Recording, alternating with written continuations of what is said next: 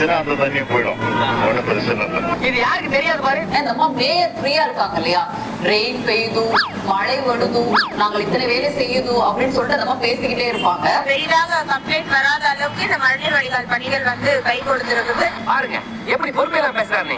நீங்க யூஸ் பண்ண வார்த்தை ரொம்ப சரி.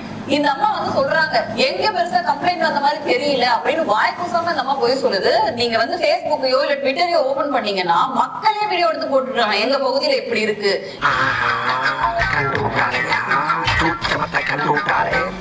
இப்ப நிக்கிற இடம் ரொம்ப பிரபலமான ஒரு அரசியல்வாதி இருக்கக்கூடிய ஒரு ஏரியா தான்.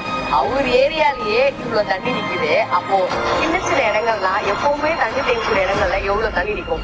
இதுக்கு எதுக்கு 4000 கோடி நிதி ஒதுக்கீட்டிய வடிகால் படிக்காங்க.